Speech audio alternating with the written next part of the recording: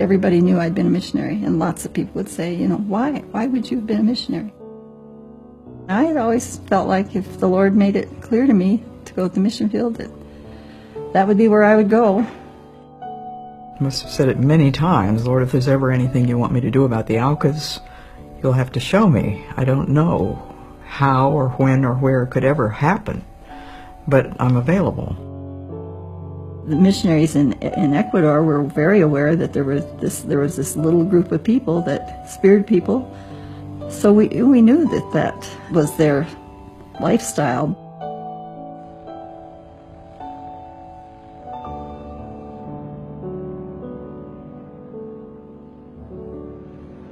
I believe that all 10 of us were convinced that this was what the men should do, make a friendly contact with them.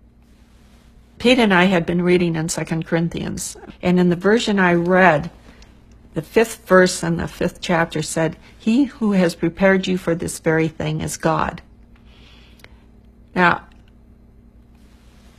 in context, it may not have meant exactly what it meant to me that night, but I felt that God had prepared me for something here. Roger always came home. He had been gone many, many times, and he'd always come home, and I just believed that God would do the same for us this time.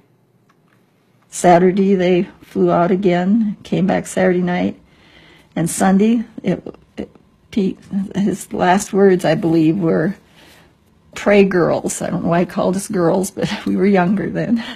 "Pray, girls, I'm sure this is the day."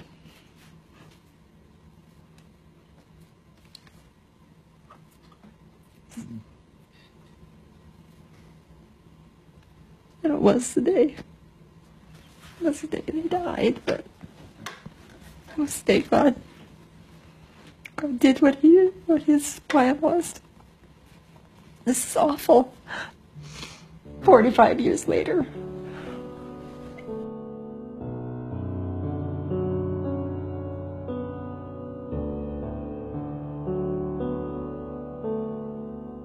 At the same time, we just felt that God was in the whole thing, and there wasn't anything that had happened that was not in the providence of God.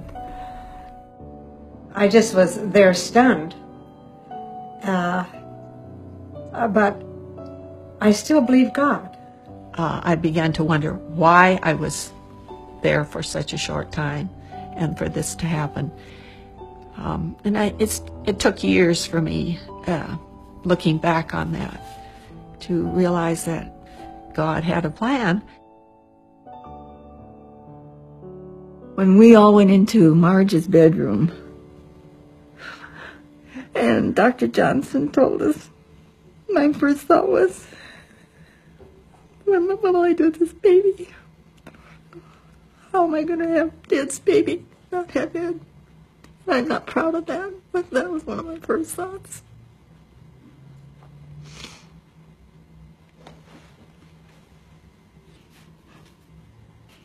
But when it came right down to it, you deal with it. You go to the hospital, you have a baby, you're excited. He's what his father would have loved. You know, they all are. They had their concerns for their children.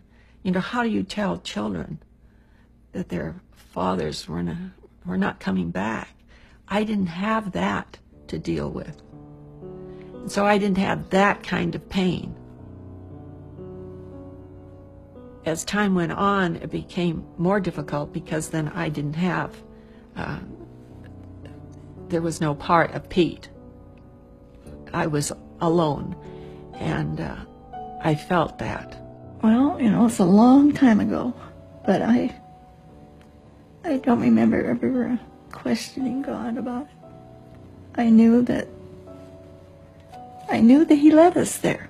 I knew that He led us. I knew that we wouldn't have found the houses if He hadn't shown them. They wouldn't have taken off on that Tuesday morning if there'd been rain.